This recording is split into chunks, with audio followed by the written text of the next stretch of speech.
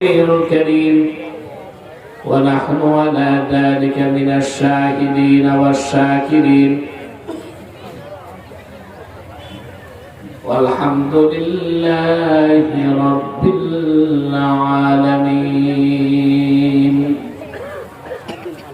إن الله وملائكته يصلون على النبي يا أيها الذين آمنوا صلوا عليه وسلموا تسليما. اللهم صل على سيدنا وعلى آل سيدنا مولانا محمد.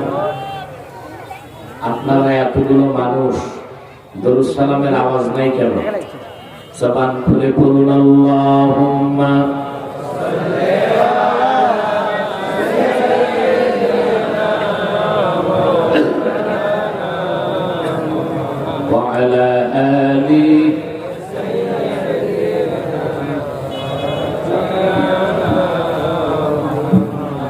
मेरा दिल तड़प रहा है,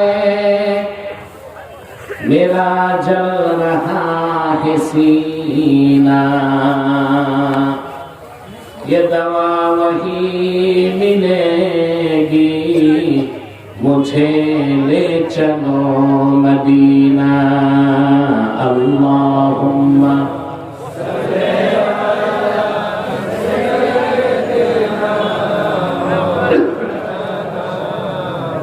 وعلى آل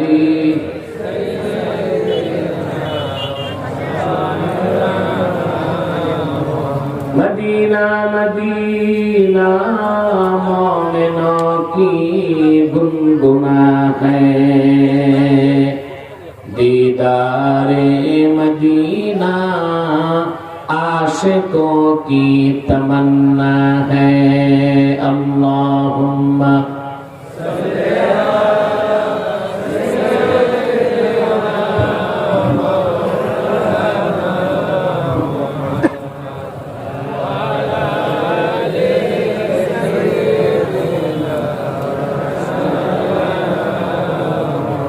मुहम्मदुर रसूलुल्लाह सल्लल्लाहु अलैहि वसल्लम खतमल्लाहु बिहिन नबुव्वा व हकमा अन ला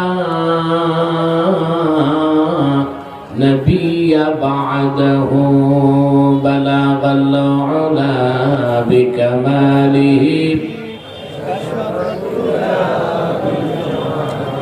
हसनत जमीअ खिसालिही.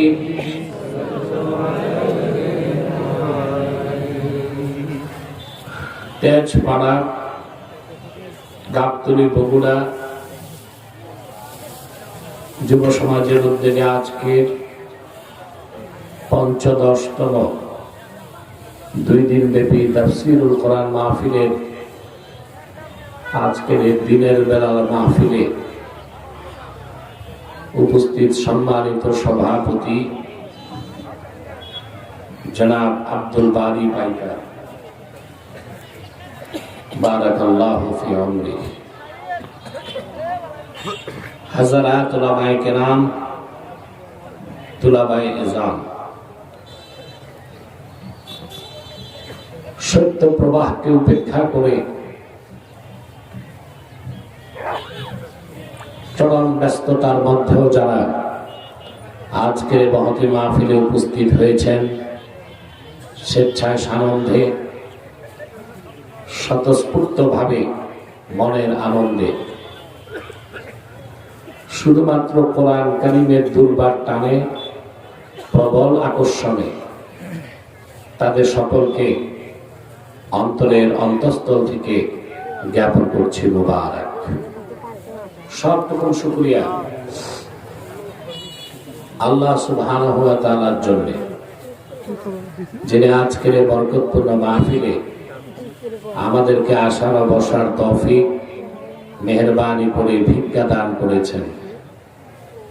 সেজন্য আসুন আমরা সকলে একবার অবনত চিত্তে হৃদয়ের আবেগ অনুভূতি উজাড় করে সমবেত কণ্ঠে বলি আলহামদুলিল্লাহ।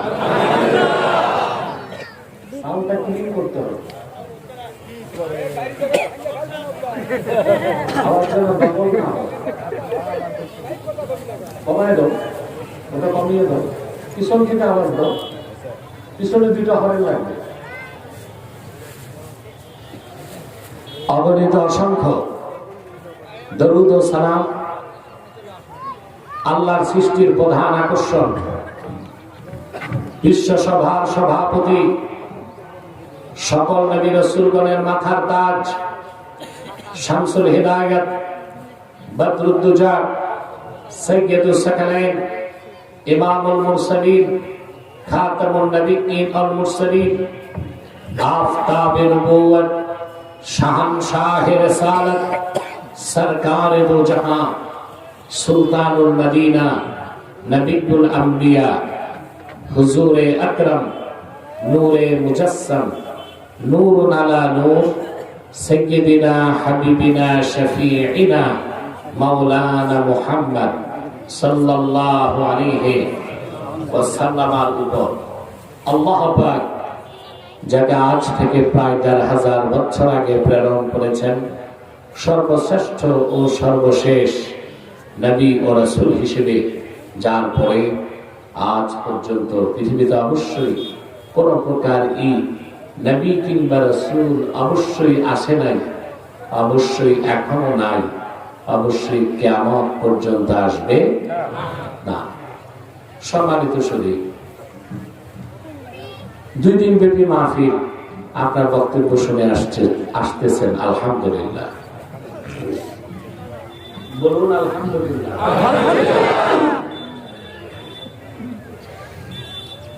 আমি এখানে আসার পরে যে আবহাওয়া দেখেছি, ঢাকায় থাকতে যদি আবহাওয়া থাকতো আসতে পারতাম না।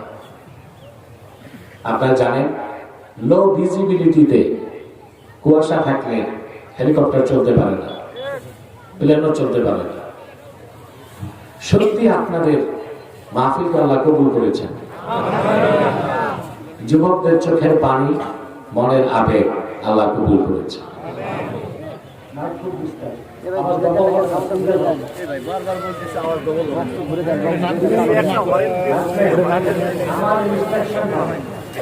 দূরে আওয়াজ দরকার নাই,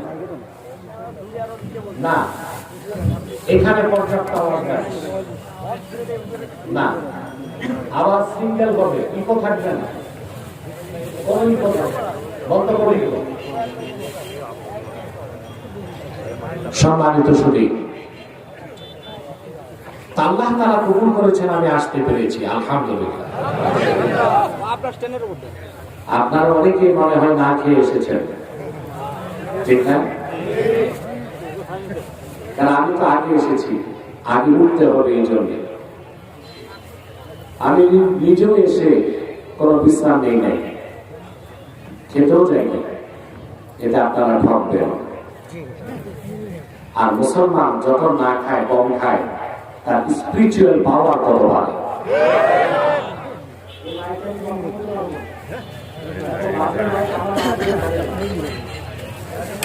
এত নিম্ন কোয়ালিটির মাইক দিয়ে আমি ওয়াজ করতে পারি না।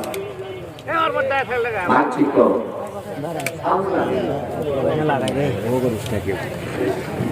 নামাজ পড়ে উঠছি সকালে কথা কম চুপ,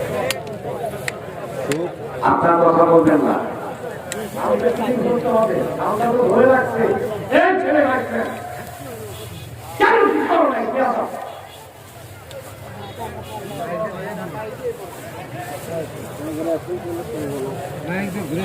গান বাদ্যের অনুষ্ঠানে যে মাইক ঠিক রাখে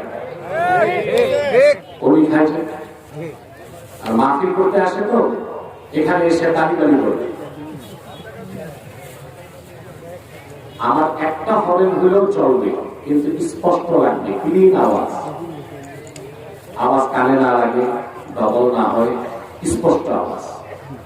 আর যারা বাড়িতে বসে আছে তাদেরকে কি ওয়াজ শোনানো আমাদের ঠেকা পড়ছে? ওরা মাঠে আসো। সম্মানিত সুধী, আমি আপনাদের সামনে তেলাওয়াত করেছি সূরা মায়েদা থেকে একটি আয়াতের অংশ বিশেষ। খুব সংক্ষেপে এই অংশটুকুকে কেন্দ্র করে কিছু কথা বলবো ইনশাআল্লাহ। বলেন ইনশাআল্লাহ। আপনারা দূর দূর থেকে এখানে এসেছেন, এমনিতেই দিনের বেলা মাহফিল করে আপনাদের অভ্যাস না, তাও আপনারা চতুর্দিক থেকে চলে এসেছেন। লোক আসতেই আছে, আলহামদুলিল্লাহ। আপনাদের ওরা কি ভাড়া দিছে? খাবার দিছে? যাওয়ার সময় প্যাকেট দিবে? কেন আসছেন? আল্লাহর দ্বীন শিখতে, ঠিক না? আমাদের কাছে সবচেয়ে প্রিয় আমাদের দ্বীন ইসলাম। ঠিকটা তো ঠিক মতো বললেন না। আমাদের দল, দেশ, জীবন, মাল সবকিছুর চেয়ে প্রিয় আমাদের দ্বীন ইসলাম। এর চেয়ে প্রিয় কোনো কিছু নাই। কিন্তু সবচেয়ে দুঃখজনক, বাংলাদেশের অধিক সংখ্যক মুসলমান যে দ্বীনকে এত ভালোবাসে, সেই দ্বীন সম্পর্কে তাদের সুস্পষ্ট ধারণা নাই। এই জন্য যেটা দ্বীনের কাজ ওটাকে জরুরি মনে করে না, আর যেটা বদ্দীন, দ্বীন না, ওটাকে দ্বীন মনে করে। এটা একটা বড় ধরনের সমস্যা না? আর দ্বীনের সুস্পষ্ট পরিচয় জানা না থাকার কারণে আমরা দ্বন্দ্ব করি, সংঘাত করি। আসুন আমরা পূর্ণাঙ্গ দ্বীনের পরিচয় গ্রহণ করবো আজকে। পারবো ইনশাআল্লাহ? আপনারা যে এসে বসে আছেন, খুশি না? খুশি। বেজার শুধু শয়তান, শয়তানও বেজার, তার চেলা চামুন্ডারও বেজার। অবশ্য এখন শয়তানের চেলা চামুন্ডার সংখ্যা কমছে, সেজন্যই তো আর তাফসীর মাহফিলে বাধা নাই। আগে তো বাধা দিত, যাত্রা গান হতো, বাউল গান, 31 নাইট, বৈশাখী মেলা, অনুমতি লাগতো না। তাফসীর মাহফিল শুনলেই কলিজায় আগুন জ্বলত। 34টা, কতটা শর্ত দিত যেন যুবকরা বিরক্ত হয়ে মাহফিল করা ছেড়ে দেয়। কিন্তু ওরা জানতো না যে দেশের যুবকরা আল্লাহর কোরআনের জন্য বুকে রক্ত ঢেলে দিতে জানে। হাজারো শর্ত দিয়া তাদেরকে কোরআনের মাহফিল থেকে সরানো যায় না,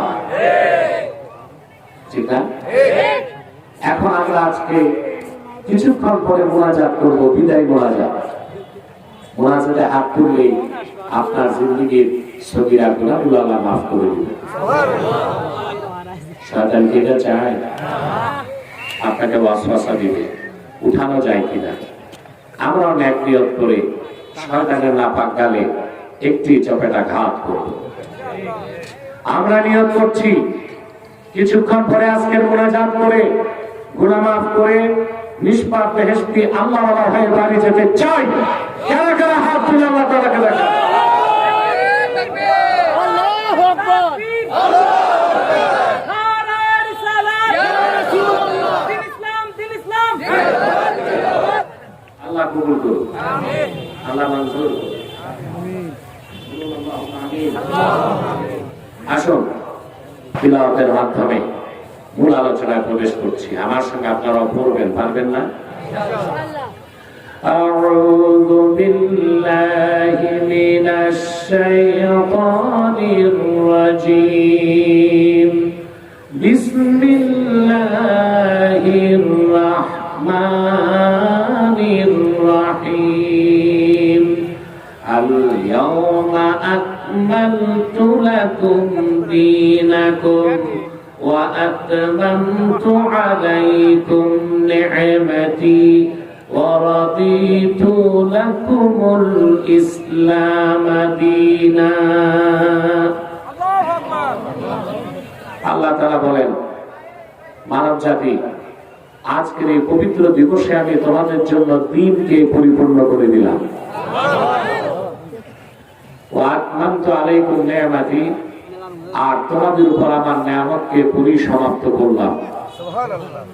ওয়া রাদিতু লাকুমুল ইসলাম দীনা, আর একমাত্র আমি আমার হাবিবের রক্ত ঝরা দিন ইসলামকে স্বীকৃতি দিলাম। কথাগুলো কার? আল্লাহ তাআলার এই কথাগুলোর ওজন কত বেশি তা আমরা টের পাই নাই। আমরা যদি একটু টের পাই, সেজন্য আমি একটা হাদিস শোনাচ্ছি। হাদিসটি বুখারী শরীফে আছে, তিরমিজিতে আছে। আমি শোনাচ্ছি তাফসীরের কিতাব থেকে।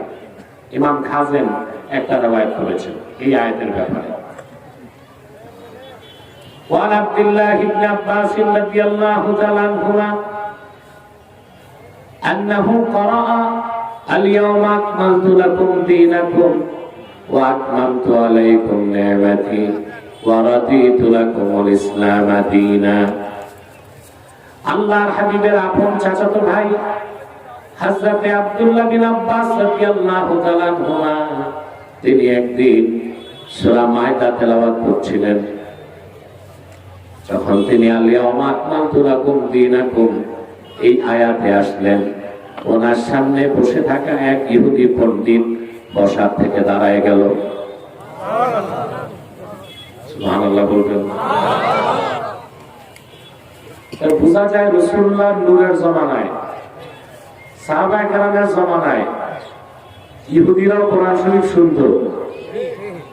শুনতে পছন্দ করত, যদিও গ্রহণ কথা বলেন করতো না। কোরআন শুনতে মজা পাইতো কিনা? আব্দুল্লাহ বিন আব্বাসের সামনে ইহুদি পণ্ডিত দাঁড়ায় গেছে। ইহুদি আলেমের নাম কি ছিল তাফসীর খাজেনে নাই, কিন্তু আহমদ বিন হাম্বল তার মুসনাদে উল্লেখ করছেন। ওই লোকটা ছিল ইহুদিদের সবচেয়ে বড় আলেম কাবুল আহবার। নাম ছিল কাবুল, কথা বলেন কাবুল আহবার।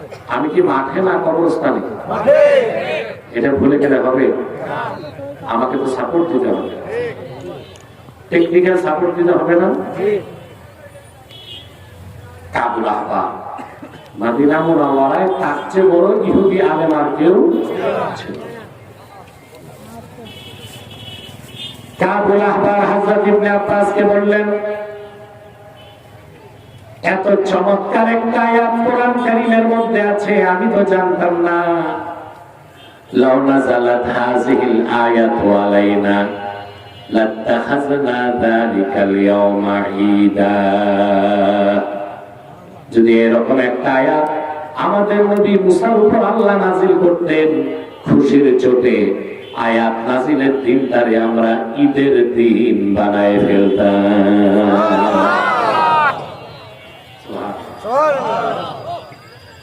এরকম একটা আয়াত যদি নাযিল হতো মুসার উপর, খুশির চোটে ঈদের দিন বানায় ফেলতাম। আব্দুল্লাহ বিন আব্বাস জবাব কি দিলেন এটা শোনেন। আব্দুল্লাহ বিন আব্বাস রাদিয়াল্লাহু তাআলা আনহুমা জবাব দিলেন, قال والله إنها نزلت على رسول الله صلى الله عليه وسلم في يوم عيدين। আল্লাহর কসম তোমার জানা নাই, আল্লাহর নবী মুহাম্মদ সাল্লাল্লাহু আলাইহি ওয়াসাল্লামের উপর এই আয়াতটা নাযিল হয়েছে এমন একদিন যেই দিন ডবল ঈদ হয়েছে। দিনটা ছিল জুমার দিন, দিনটা ছিল হজের দিন।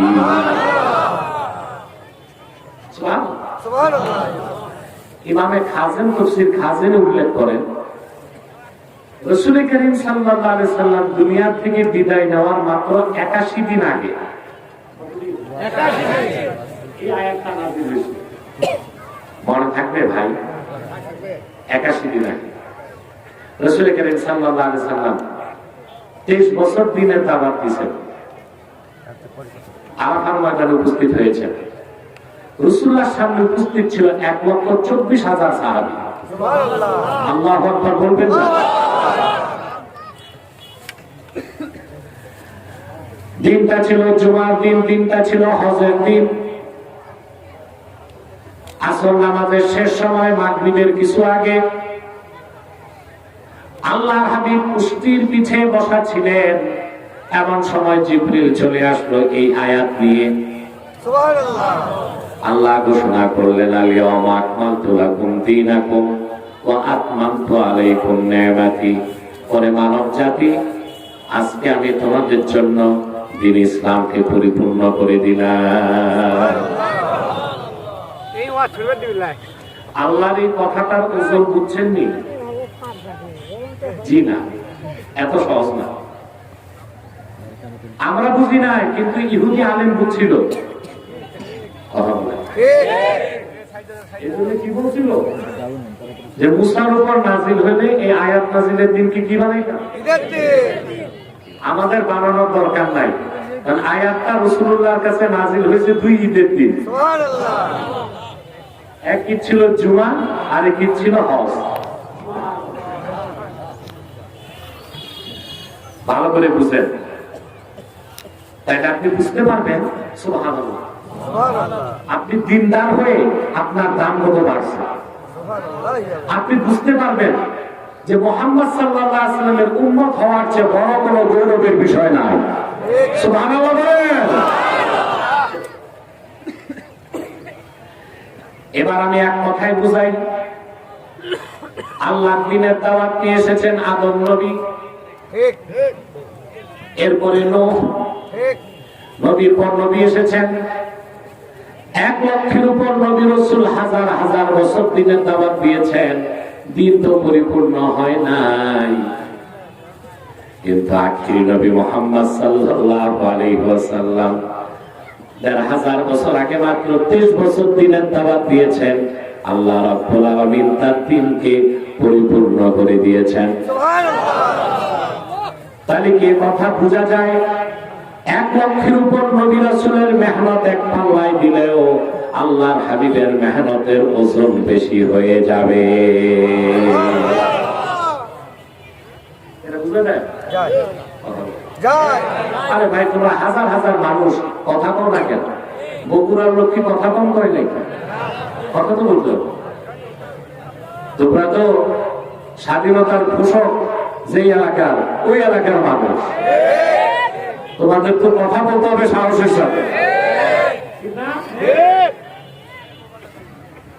সম্মানিত সুধী, তাহলে 1 লক্ষের উপর নবী রাসূলের মেহনত এক পাল্লায় দিলেও আল্লাহর হাবিবের মেহনতের ওজন বেশি হয়ে যাবে।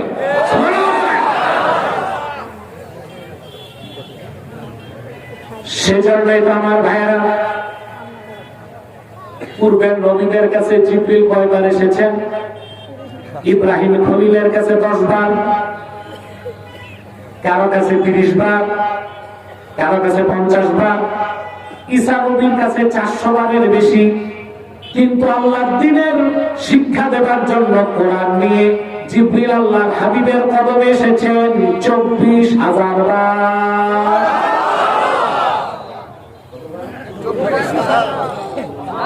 আল্লাহর হাবিবের কদমে 1000 বছর আগে জিবরিল এসেছেন 24,000 বার।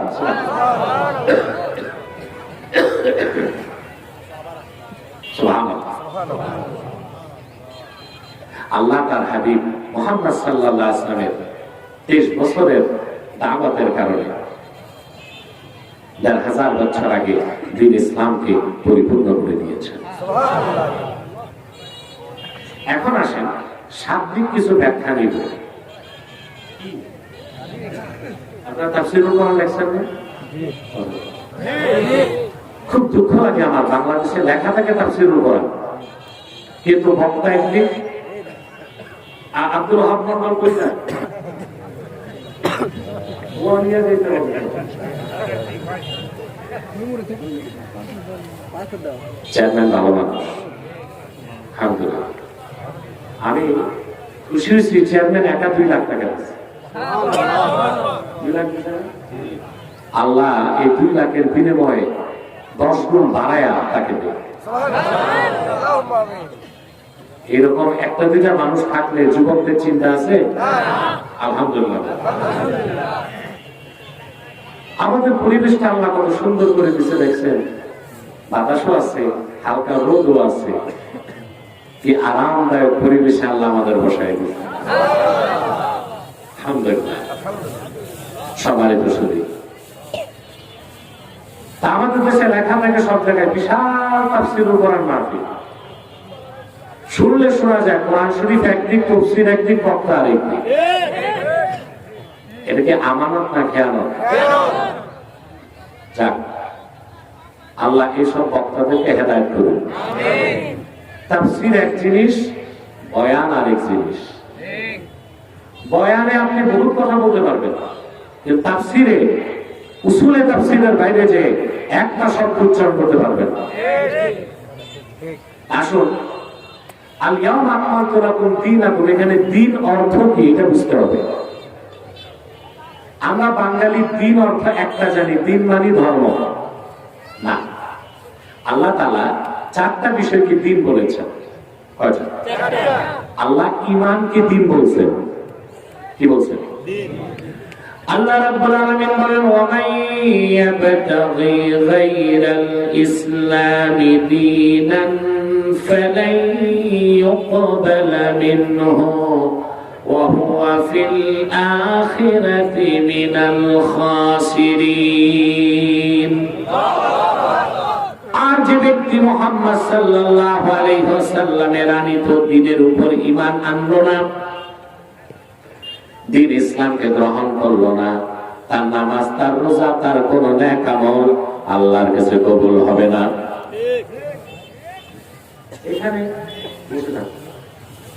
এখানে দ্বীন অর্থ ঈমান। দ্বীনের আরেকটা অর্থ হচ্ছে কর্মফল। কি? আল্লাহ বলেন, আলহামদুলিল্লাহি রাব্বিল আলামিন আর-রাহমানির রাহিম মালিকি ইয়াউমিদ্দিন। পারেন না? বলেন, আলহামদুলিল্লাহি রাব্বিল আলামিন আর-রাহমানির রাহিম মালিকি ইয়াউমিদ্দিন। আল্লাহ নিজের পরিচয় দিয়েছেন মালিক ইয়াউমিদ্দিন। এখানে দিন অর্থ কি?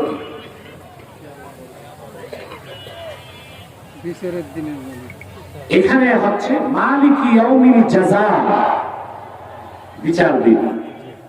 যেদিন আল্লাহ ভালো কাজের পুরস্কার দিবেন, খারাপ কাজের পুরস্কার। দিন শব্দের একটা অর্থ ঈমান, দিনের আরেকটা অর্থ কর্মফল।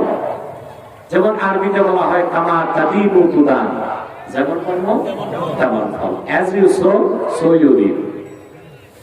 দ্বীনের একটা অর্থ আল্লাহ নিছেন ঈমান, দ্বীনের আরেকটা অর্থ নিছেন কর্মফল। দ্বীনের আরেকটা অর্থ হচ্ছে ইবাদত, ইতাআত। একটা কি? ইবাদত। আল্লাহ রাব্বুল আলামিন বলেন, وَمَا أُمِرُوا إِلَّا لِيَعْبُدُوا اللَّهَ مُخْلِصِينَ لَهُ الدِّينَ। এখানে দ্বীন মানে ইতাআত। وَمَا أُمِرُوا إِلَّا لِيَعْبُدُوا اللَّهَ أي وَمَا أُمِرُوا إِلَّا لِيُوَحِّدُوا اللَّهَ। পূর্বের সমস্ত জাতিদের কাছে এটাই নির্দেশ ছিল, তারা যেন আল্লাহর তাওহীদকে বিশ্বাস করে আর ইতাআত বা আনুগত্য যেন আল্লাহর জন্য খালেস করে। দ্বীন শব্দের একটা অর্থ আল্লাহ নিয়েছেন ঈমান, দ্বীনের আরেকটা অর্থ নিয়েছেন কর্মফল, দ্বীনের আরেকটা অর্থ নিয়েছেন আনুগত্য। আল্লাহ তাআলা সূরা মায়দায় বলেন, আল ইয়াউমা আকমালতু লাকুম দীনাকুম। এখানে দ্বীন মানে হচ্ছে মুহাম্মদ সাল্লাল্লাহু আলাইহি ওয়াসাল্লামের শরীয়ত, আহকাম, বিধি বিধান। সুবহানাল্লাহ বলেন। আল্লাহ তার হাবিব মুহাম্মদ সাল্লাল্লাহু আলাইহি ওয়াসাল্লামের দ্বীনকে, মুহাম্মদ সাল্লাল্লাহু আলাইহি ওয়াসাল্লামের মাধ্যমে আল্লাহ তাআলা যে পূর্ণাঙ্গ দ্বীন পাঠিয়েছেন, সেই দ্বীনটারই নাম আল্লাহ দিয়েছেন দ্বীনুল ইসলাম। কি নাম? দ্বীনুল ইসলাম। এই দ্বীন তিনটা জিনিসের সমষ্টি। কয়টা? আমি শুরুতে বলেছিলাম না, যে আমার দেশের 88% মুসলমান দ্বীনের পরিচয় জানে না, দ্বীনের জন্য জীবন দিবে, দ্বীনের পরিচয় জানে না। দ্বীনের পূর্ণাঙ্গ পরিচয় না জানার কারণে নিজেরা ঝগড়া বিবাদ করে, দাড়ি নিয়া, জুব্বা নিয়া, কুর্তা নিয়া, মাদ্রাসা নিয়া, ঠিক না? এই যে দ্বন্দ্ব সংঘাত, তার মূলভূত কারণ হচ্ছে দ্বীনের পরিপূর্ণ জ্ঞান না থাকা। কথা শুনতেছেন তো? তিনটা জিনিসের সমষ্টির নাম কি? দ্বীন। ইন্নাল ঈমান ওয়াল ইসলাম ওয়াল ইহসান ফামাজমুউ হাযিহি সালাসা আদ-দ্বীন। ঈমান, ইসলাম, ইহসান, তিনে মিলে দ্বীন ইসলাম। সুবহানাল্লাহ। হইল না? পুরুষের কণ্ঠে বলো সুবহানাল্লাহ। কয়টা জিনিসের সমষ্টি? ঈমান, ইসলাম, ইহসান, তিনে মিলে দ্বীন ইসলাম। কথাটি আমার না, বুখারী শরীফ একটা হাদিস এসেছে, হাদিসটি মুসলিমে আছে, হাদিসটি মিশকাতে আছে, রিয়াদুস সালিহিনে আছে, তিরমিজিতে আছে, আহমদ বিন হাম্বলের মুসনাদে আছে, শুআবুল ঈমানে আছে, অনেক কিতাবে আছে। হাদিসটির প্রসিদ্ধ নাম হাদিসে জিবরিল। হযরত জিবরিল একদিন আল্লাহ রাসূলের কাছে আসলেন মানুষের সুরতে।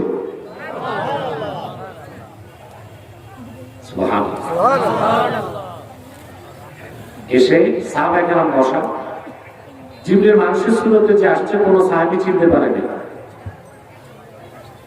তো মুসলিম শরীফে এসেছে ফাসনাদা রুকবাতাইহি ইলা রুকবাতাইন নবী ওয়া ওয়াদাআ কাফাইহি আলা ফাকিজাইহি। জিবরিল এসে তার দুই হাঁটু রাসূলুল্লাহর দুই হাঁটুতে লাগাই দিয়েছে, আর জিবরিল তার দুই হাত আল্লাহর হাবিবের দুই রানের উপর রেখে নামাজে যেভাবে মানুষ তাশাহুদে বসে ওইভাবে জিবরিল বসে জিবরিলের মাথাটা রাসূলুল্লাহর নূরের সিনা মুবারকের দিকে নত করে দিয়েছে। আল্লাহু আকবার।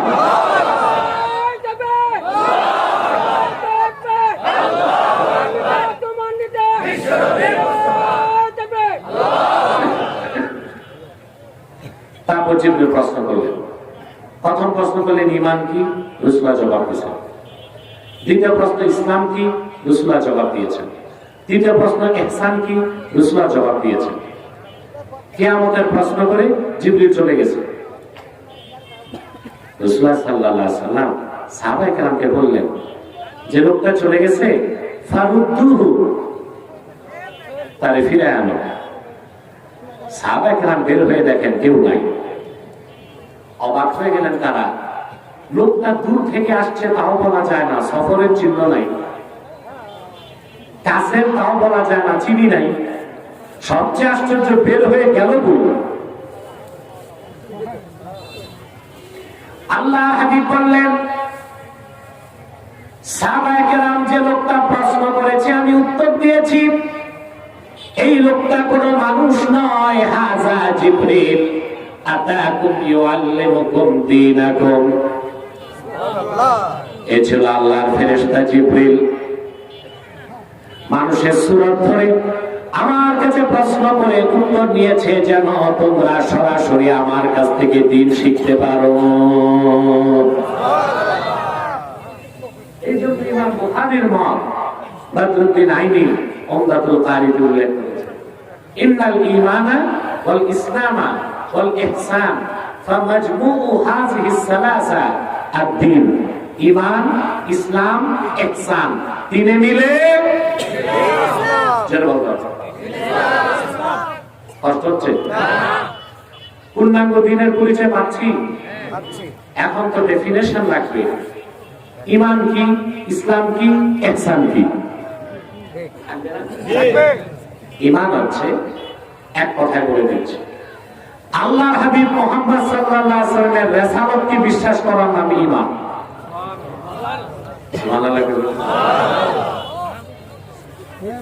আল্লাহর হাবিব মুহাম্মদ সাল্লাল্লাহু আলাইহি ওয়াসাল্লামের রিসালাতকে বিশ্বাস করার নাম কি? ঈমান। সেজন্য সমস্ত মুহাদ্দিসগণ একমত, কেউ যদি সারা জীবন বলে আশহাদু আল্লা ইলাহা ইল্লাল্লাহ, সে মুমিন মুসলিম হতে পারবে না, কিন্তু কেউ যদি একবার মনে প্রাণে বলে আশহাদু আন্না মুহাম্মাদার রাসূলুল্লাহ, সে মুসলমান হয়ে যাবে। এখন প্রশ্ন আসে, কেন? যদি মুহাম্মদ সাল্লাল্লাহু আলাইহি ওয়াসাল্লামের রিসালাতের বিশ্বাস নেই, ঈমান হয়, তা আল্লাহর তাওহীদের বিশ্বাস, আমি একটু বাইরে আছি, উলুহিয়াতের বিশ্বাস, রুবুবিয়াতের বিশ্বাস, আখিরাত, জান্নাত, কাউসার, হাসর, মালায়েকা, পূর্বের নবীন, কুতুব, সহিফা, এগুলো বিশ্বাস করি। প্রশ্ন আসে না? ব্যাখ্যা করে দিয়েছেন ইমাম আযম আবু হানিফা রাহমাতুল্লাহি আলাইহি। আল্লাহ রাসূলের রিসালাত কি বিশ্বাসের মানে হচ্ছে বিমা জাআ বিহি মুহাম্মাদুন সাল্লাল্লাহু আলাইহি ওয়াসাল্লাম কলিমা যারুরাতান।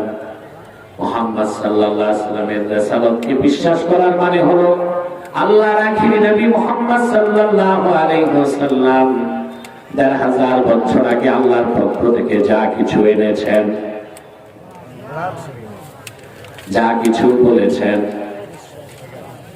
হাদিস, যা কিছু নীতি নির্ধারণ করেছেন, সুন্নাহ, সেই কোরআন, সেই হাদিস, সেই সুন্নাহ অক্ষরে অক্ষরে বিশ্বাস করার নাম হলো ঈমান।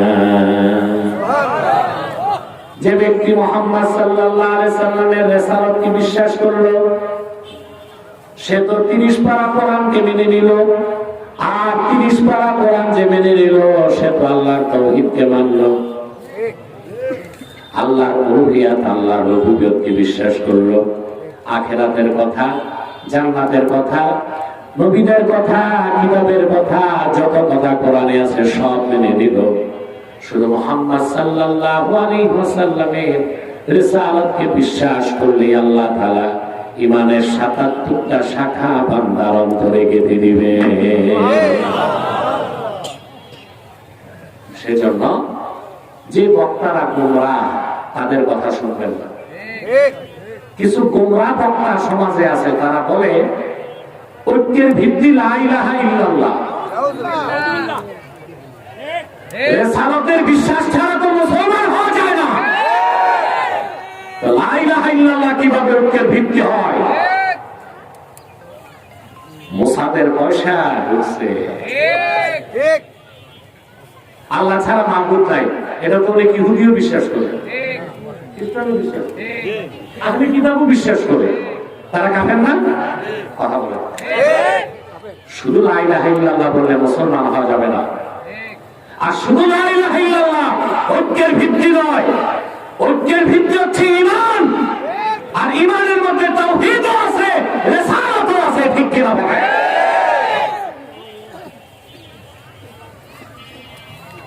বাংলাদেশের মানুষ দুঃখ লাগে এই জাতির জন্য, এরা প্রতারিত হয়। কি হয়? পীর একজন লেবাস ধরলে সব জায়গায় মুড়ি হয়, যাচাই করে না পীর ঠিক না বেঠিক। বক্তা একটা যদি ভাইরাল হইতে পারে, বক্তাদের নাম তো ভিন্ন ভিন্ন, মোটিভেশনাল স্পিচার,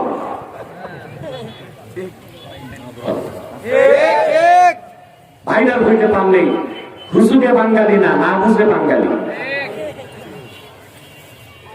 তারপরে ওই ভণ্ডগুলো মধুর সাথে বিষ মিশায়া ঈমান নষ্ট করে।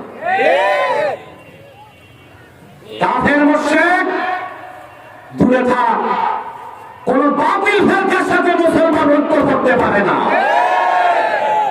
মুসলমান ঐক্য করবে মাসলাকে মাসলাকে, গোল টুপি, লম্বা টুপি, আলিয়া, কওমি, সবাই একই। এটা মাসলা, এটা কি মাসলা? জলপুর, ফুরফুরা, দেওবন্দ, কওমি, আলিয়া, সাদা টুপি, কালো টুপি, গোল টুপি, লম্বা টুপি, সম্ভব। এটা হচ্ছে মাসলা। এটা কি? কোন বাতিল ফিরকার সাথে ঐক্য করা। যদি কোন বাতিল ফিরকার সাথে ঐক্য করা যেত, তাহলে আলী রাদিয়াল্লাহু তাআলা খারিজিদের সাথে ঐক্য করছেন। খারিজিদের সাথে ঐক্য করছেন হযরত আলী। ইরাকের হারুরা নামক এলাকায় 12,000 খারিজির বিরুদ্ধে হযরত আলী যুদ্ধ করেছেন। 8,000 করেছেন। অতএব হযরত আলীর উত্তরসূরিরা কোন কাফের মুশরিক বাতিলের সাথে ঐক্য করতে পারে না। আবু জাহেলের উত্তরসূরিরাই ইহুদিদের এজেন্ডা বাস্তবায়ন করতে কাফের মুশরিকদের সাথে ঐক্য করতে পারে।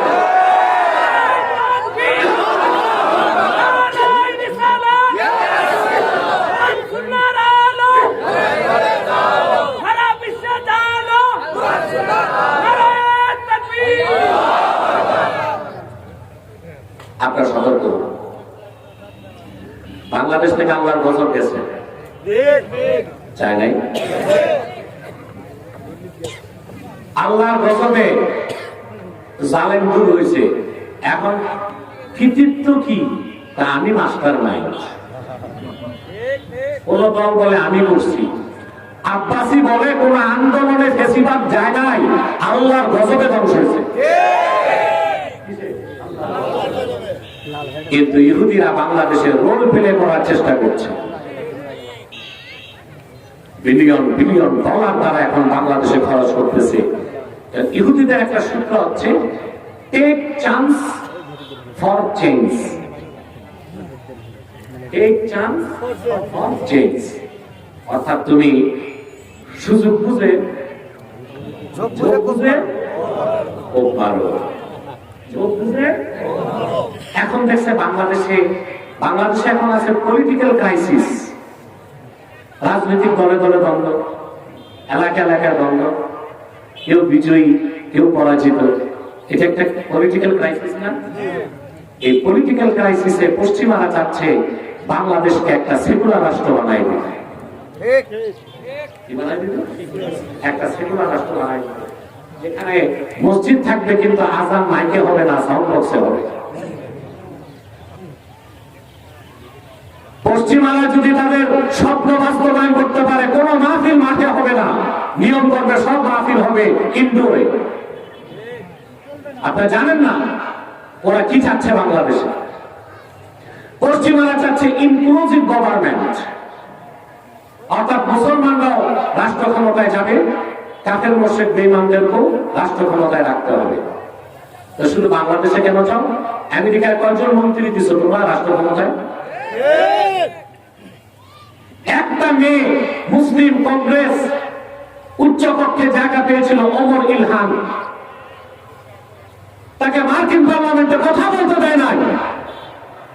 30 কোটি মুসলমান হিন্দুস্তানে কয়জন মুসলমানকে মন্ত্রী বানিয়েছে?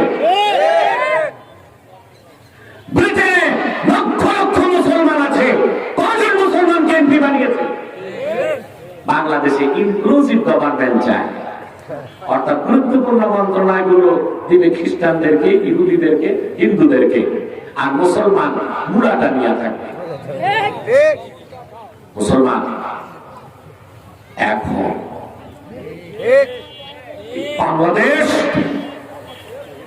আজকে নয়, 440 হিজরিতে 1000 বছর আগে সুলতান মাহমুদ বলখি মাহি সাওয়ার ইসলামের ঝান্ডা এনে বগুড়ার মহাস্তাগুল উড়িয়ে দিয়েছে। 1000 বছর আগে বগুড়াতে ইসলাম এসেছে, পরবর্তীতে শাহজালাল এসেছে, শাহ ফরহান এসেছে, শাহ মখদুম এসেছে, শাহ কেরামতের জনপুরি এসেছে।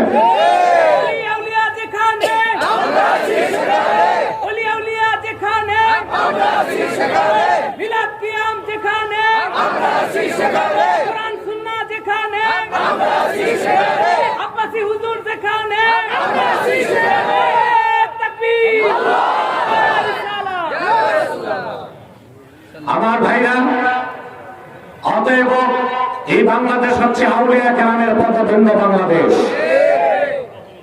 এখানে ইসলাম বিরোধী কোন এজেন্ডা বাস্তবায়ন হতে দেওয়া হবে না।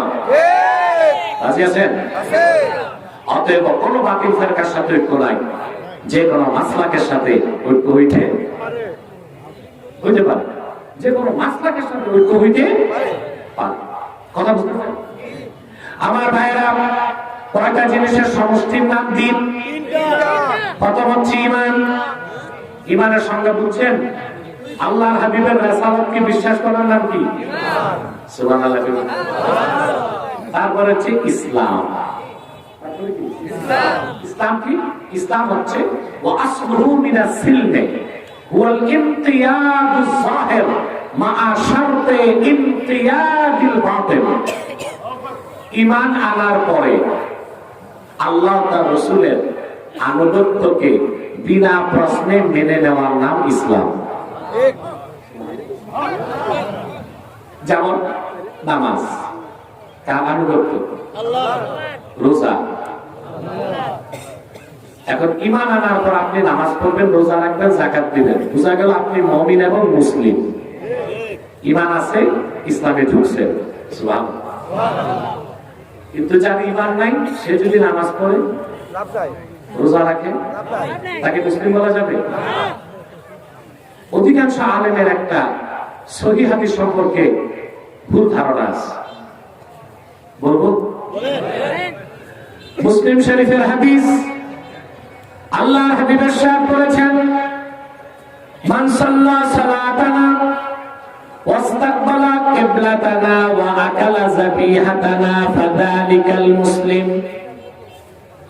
যে লোকটি আমাদের নামাজ পড়লো, আমাদের কিবলাকে মানলো, আমাদের জবাইকৃত পশুর গোশত খেলো, সে লোকটা মুসলিম। এখন কারো ঈমান নাই কিন্তু আমাদের সাথে নামাজ পড়লো, কিবলা মানলো, আমাদের জবাইকৃত পশুর গোশত খেলো, সে লোকটা কি মুসলিম? হাদিসের অর্থ হচ্ছে ঈমান আনার পরে যে নামাজ পড়লো সে মুসলিম।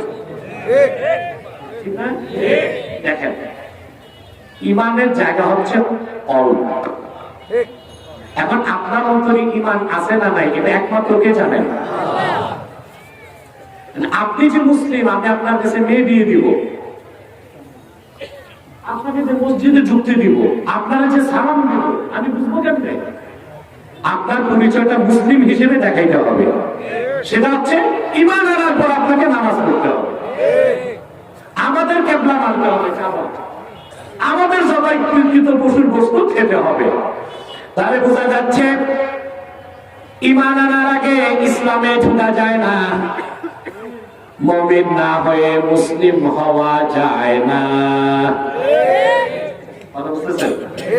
ঈমান হচ্ছে বিশ্বাস, ইসলাম হচ্ছে আনুগত্য। বুঝতে পারলাম? 3 নাম্বার কি? আমি যে আলোচনা করছি ভাই, 50 মিনিট চলে গেছে। আরো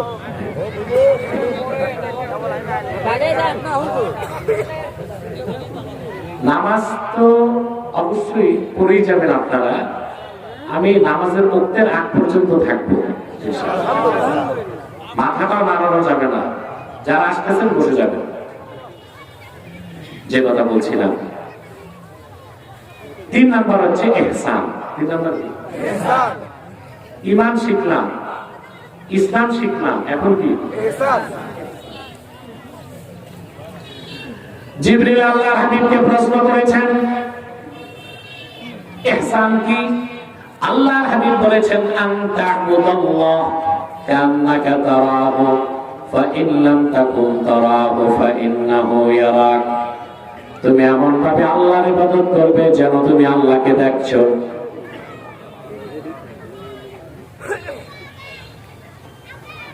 যদি এই ক্ষমতা না থাকে, মনে করবা আল্লাহ তোমারে দেখছেন। এই ইহসানের আরেক নাম ইখলাস, অর্থাৎ ইবাদত করতে হবে কার জন্য? আল্লাহ। এই যে ঈমান, ইসলাম, ইহসান তিনে মিলে দ্বীন ইসলাম। ব্যক্তি যখন ঈমান আনে তখন তার পরিচয় মুমিন। তারপরে সে যখন শরীয়ত মানে তার নাম মুসলিম।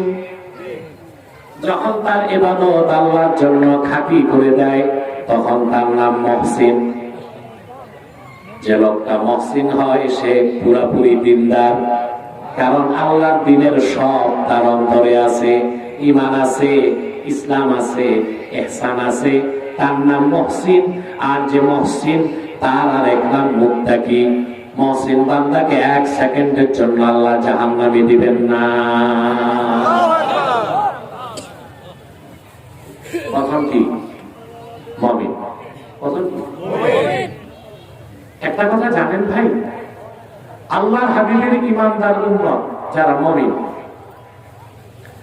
তাদের যদি আমল নামায় ন্যাক নাও থাকে, জাহান্নামে গেলেও কোন একদিন জান্নাত পাবে। এটা জানেন না? প্রত্যেক মুমিন বেহেশতে যাবে, কেউ ফার্স্ট চান্সে, কেউ সেকেন্ড চান্সে। মুমিন হওয়ার পর যে মুসলিম হয়ে যাবে, সে লোকটা বেহেশতে যাবে বিনা আযাবে। মুমিনের পর মুসলিম হয়ে যে মুহসিন হয়ে যাবে, তার তো কোনো আযাব নাই, হিসাব নাই, বিনা হিসাবে আল্লাহ তারে জান্নাত দিয়ে দিবে। এখন আপনি যদি কামিয়াব হইতে চান, শুধু মুমিন হবেন না মুসলিম হতে হবে? শুধু মুসলিম হবেন না মুহসিন হইতে হবে? তাই আল্লাহ দ্বীনের পূর্ণাঙ্গ পরিচয় লাভ করার পর পূর্ণাঙ্গভাবে দ্বীনকে গ্রহণ করতে হবে। রাজি আছেন না? সুবহানাল্লাহ। যে মুমিন পুরা ঈমানদার হবে, শরীয়তকে মানবে আর তার আমলকে আল্লাহর জন্য বিশুদ্ধ করবে, ওই মুহসিন বান্দা আল্লাহর বন্ধু হয়ে যায়। সুবহানাল্লাহ। আল্লাহ তাআলা বলেন, وسارعوا إلى مغفرة من ربكم وجنة أرضها السماوات والأرض أعدت للمتقين الذين ينفقون في السراء والضراء والكاظمين الغيظ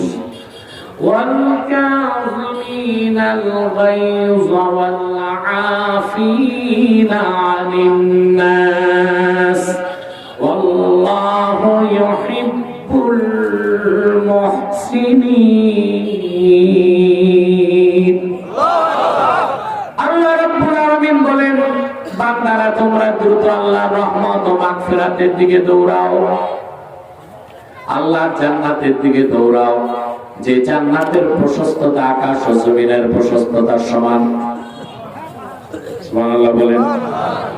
যে জান্নাত আল্লাহ তৈরি করেছেন মুত্তাকি বান্দাদের জন্য, তারা কারা? আল্লাহ বলেন, আল্লাযীনা ইউনফিকুনা ফিস সাররাই ওয়াদ দাররা, যারা সচ্ছল অবস্থায় এবং কষ্টের সময় সব সময় দান করে, রাগকে দমন করে, অন্য মুসলমানকে মাফ করে দেয়, তারা মুহসিন।